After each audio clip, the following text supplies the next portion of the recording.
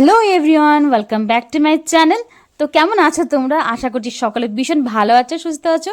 তো তোমাদের সাথে আজকে যে ব্লগটা শেয়ার করতে যাচ্ছি, এই ব্লগটা হচ্ছে 2 তারিখের ব্লগ। তো 1 তারিখে তো তোমরা অনেকেই যারা ভিডিও দেখেছো আমরা তারা জানোই, 1 তারিখে কিন্তু ঘুরতে গেছিলাম। আর 1 তারিখে কোনো রকম মাংস রান্না কিছু করিনি, মানে আনা হয়েছিল, তবে শুধু মাছই রান্না করেছিলাম, সেই সমস্ত কিছু শেয়ার করেছি আগেই। আর 2 তারিখে কিন্তু এখানে দেখো, এখানে রান্না হচ্ছে, একটুখানি খেতে ইচ্ছে করেছিল কষা কষা করে মাংস, আর সাথে একটু ফ্রাইড রাইস। তো তারই প্রিপারেশান চলছে। তো আজকে কিন্তু সেরকম ব্লগটা নেই, ছোট একটা ব্লগ করেছি, জাস্ট এই খাওয়া দাওয়ার উপরেই ব্লগটা হবে। তো এই দেখো এখানে রান্না হচ্ছে খাসির মাংস। আর খাসির মাংসের চর্বিগুলো কিন্তু এখন দিইনি, আমি রেখে দিয়েছি। এই সময় চর্বিটা দিলে হয় কি, মানে গলে যায় একদম, আর পাওয়া যায় না। আর সত্যি বলতে খাসির মাংস চর্বি খেতে তো ভীষণ ভালো লাগে। মাছের থেকে আমার মাংসটাই ভালো লাগে, সেটা খাসির হোক বা মুরগি হোক, তা বলে কোনো কথা নেই, আমার মাংসই ভালো লাগে খেতে আমার।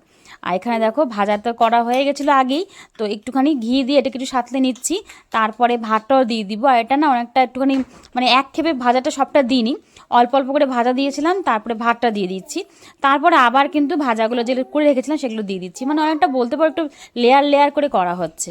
আর বেশি মশলা দিইনি, হালকা মশলার মধ্যেই করা হয়েছে, দেখতে কিন্তু বেশ ভালো লাগছিলো। বিশেষ করে যে গ্রিন আর অরেঞ্জের যেটা কালারটা হচ্ছে, যে তার জন্য বেশি ভালো লাগছে। আর এখানে দেখো মাংস তো একদম কষা কমপ্লিট, আলুও দিয়েছি, কেননা মাংসতে না আলু না দিলে ভালো লাগে না। আর বিশেষ করে আমার তো খাসির মাংস বা চিকেনের ক্ষেত্রে আলুটা একটু ভালো লাগে, তাছাড়া কিন্তু আমি খুব একটা বেশি আলু খাই না, কিন্তু মাংসতে বা বিরিয়ানির ক্ষেত্রে আলুটা দরকারি আমার। আর এখানে দেখো চর্বিটাকে রেখে দিয়েছি আলাদা করে, এটাকে পুরো মাংসটাই প্রথমে লবণ হলুদ তেল দিয়ে মাখিয়ে রেখে দিয়েছিলাম সুন্দর করে। তো তারপর এখন কষা টষা হয়ে গেছে। এখানে দেখো এটা হচ্ছে ফ্রাইড রাইসের একদম ফাইনাল লুক, দেখতে কি সুন্দর লাগছে, সবুজ সবুজ আছে, আর রেড কালারটা হচ্ছে গাজর, তবে গাজরটা কিন্তু যেই গাজর দিয়ে হালুয়া খায় সেই গাজর দিয়ে করা হয়েছে বলে ওরকম রেড কালার হয়ে আছে। আর এখানে এখন সব শেষে দিয়ে দিলাম চর্বিটা, এটা কিন্তু যতটা গলবে তারপরে কিন্তু একটু হলেও থাকবে আর কি, পুরোটা গলে যাবে না। আর এতটা জল থাকবে না, জলটা অনেকটাই টেনে নেব, একটু শুকো শুকো করেই করবো, কেননা শুকনো শুকনোই ভালো লাগে। আর ফ্রাইড রাইস হলে পরে বেশি ঝোল না হলেও চলে। তো এই দেখো এটা হচ্ছে একদম ফাইনাল লুক মাংসের। তো খাসির মাংসটা দেখতে কিন্তু যেরকম দারুণ হয়েছে, খেতেও কিন্তু হেভি হয়েছিল। আর এখানে স্যালাড কাটা হয়ে গেছে, নিয়ে নিয়েছি বিট আর অল্প করে লঙ্কা, আর সাথে নিয়েছি পেঁয়াজ। আর এই যে পাতাতে খাচ্ছি, এখন তো বিশেষ করে পাতাতে কিছু রেখে দিয়েছি, পাতাতে মাঝে মধ্যে খাই, ভালো লাগে, বেশ একটুখানি পিকনিক পিকনিক ফিল হয়, সেই জন্যই কিন্তু পাতাটা আমরা মাঝে মধ্যেই খাচ্ছি। আর এখানে কালকে অল্প চাটনি ছিল সামান্য, সেই চাটনিটা রয়ে গেছে, তার জন্য আজকে আর নতুন করে চাটনি করা হয়নি। তো এটি হচ্ছে 2 তারিখের খাওয়া দাওয়া। তো চলো তোমার সাথে একবারে 2 তারিখে সেরে নিয়ে আমরা একদম 3 তারিখে ব্যাক করছি, মানে জলপাইগুড়ি যাবো একদম। তো সেটা শেয়ার করছি, মানে একটা ব্লগের মধ্যে তোমরা দুটো পার্ট দেখতে পারবে। তো এই দেখো গুনগুন রেডি, দিদিও রেডি, মাও এখন নামবে। তো এই দেখো আমরা সবাই একদম রেডি হয়ে টোটোতে বসে পড়েছি। এখন এখান থেকে সোজা চলে যাব বাস স্ট্যান্ডে, তারপরে রওনা দিব জলপাইগুড়ির পথে। তো এখানে দেখতেই পাচ্ছ সমস্ত কিছু লাগেজ ফাগেজ নিয়ে আমি বসে আছি, আর এই যে মাও চলে এলো, এখন আমরা একদম রওনা দিয়ে দিচ্ছি। তাহলে চলো সঙ্গে থাকো, আর বেশি কিছু শেয়ার করছি না, অল্প অল্প করে যা টুকটাক টুকটাক শেয়ার করা হচ্ছে। আর এখানে গুনগুনকে একটু মজা করা হচ্ছিলো যে ওকে আটকে দেবে, ওকে মানে নিয়ে যাবে না আর কি ওকে, সেই জন্য গুনগুন একটু কান্নাকাটি করছিল।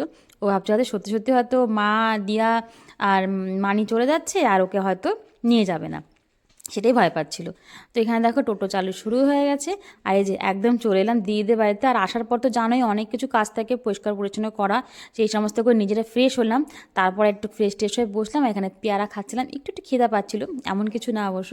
তবে আমরা যেহেতু শীতের জন্য না এখন বেশি বেলা করে শিলিগুড়ি থেকে বেরোই না, বা জলপাইগুড়ি থেকে শিলিগুড়ির পথে আমরা বেলা করে বেরোই না, দিন সকালেই বেরোই, কেননা কুয়াশা হয়ে যায় রাত হলেই, মানে একটু সন্ধ্যা নামতে নামতে ঠান্ডাও পড়ে যায় আর কুয়াশা পড়ে যায়, সেই জন্যই একটু হাতে সময় রেখে আমরা যাওয়া আসাটা করছি আর কি। তো এই দেখো এখানে এখন গুনগুনকে একটু খেলনা দিয়ে বসিয়ে দিয়েছি, কারণ টুকটাক টুকটাক কাজ আছে, আর ওকে নিয়ে সাথে থাকলে তো হবে না। আর এখানে দেখো এই ক্যালেন্ডারটা দেখতে কি সুন্দর লাগছে না, তো সেটাই ভাবলাম তোমার সাথে একটু শেয়ার করি। আর এটা গান্নুর ক্যালেন্ডারটা কিন্তু খুবই ভালো লাগছে দেখতে। তো এই যে বিকেলে চলে এলো চা, আর এই কেকটা কিন্তু আমিই বানিয়েছিলাম। এই কেকটা বানিয়েছিলাম 31 তারিখে বানিয়েছিলাম, তো গুনগুনকে দিয়ে কাটিয়েছিলাম এটা আবার। তো সেই সমস্ত কিছু আর শেয়ার করতে পারিনি, তো কিছু পিস নিয়ে এসেছি খাওয়ার জন্য। এই দেখো কিছু এখানেও আছে, ডাব্বাতে ভরে নিয়েছি, যেটুকু এটেছে এখানে আনা হয়েছে, বেশি তো বড় করা হয়নি। আর কেক না বেশি চেপে চুপে আনতে গেলেও ভেঙে যায়, তবে কেকটা দারুণ হয়েছিল খেতে। প্রায় 1 বছর পর আবার কেক বানালাম, কেমন হবে জানতাম না, তবে আইডিয়া করে বানালাম, মোটামুটি ভালোই হয়েছে কেকটা।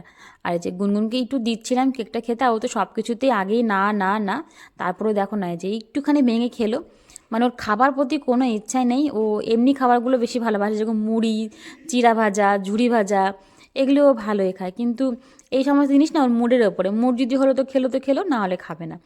তো এখানে এখন চা পার্টি চলছে আমাদের, তো চা ফা খাওয়া দাওয়া করে নেব। তো সবাই মিলে কিন্তু এখানটা সেটাই করছিলাম।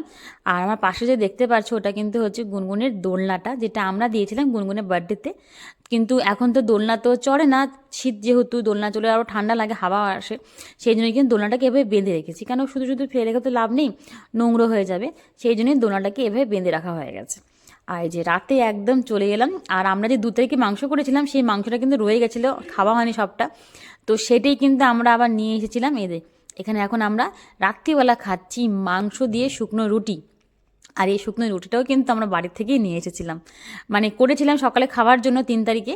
তো 3 তারিখে অল্প খেয়েছি, আর কিছু রয়ে গেছিলো, আর খাবার তো রেখে তো এখন এসে তো লাভ নেই নষ্ট করে, সেজন্য আমরা কিন্তু সেই রুটিগুলো নিয়ে এসেছিলাম আর মাংস নিয়ে এসেছি। তো রাতে কিন্তু আমাদের এরকম রুটি আর কষা মাংস, দারুণ ছিল ডিনারটা। তো এরকম কিন্তু ডিনার আমার তো ভীষণই পছন্দ, এরকম রুটি দিয়ে মাংস খেতে ভীষণ ভালো লাগে। তো যাই হোক, ব্লগ ভিডিওটা বেশি বড় করছি না। এই দেখো দিদি একদম ফুল প্রোটেকশন নিয়ে বসে আছে, কারণ জলপাইগুড়িতে কিন্তু বেশ ঠান্ডা, মানে আমাদের শিলিগুড়ি থেকে জলপাইগুড়ি ঠান্ডাটা অনেকটা বেশি। তাহলে চলো, তাহলে আজকের মতন ব্লগ ভিডিও এখানে রাখছি। সবাই ভালো থেকো, সুস্থ থেকো, আশা করছি প্রথম থেকে শেষ পর্যন্ত তোমরা সঙ্গে থাকবে। টাটা বাই বাই, সবাইকে আলবিদা।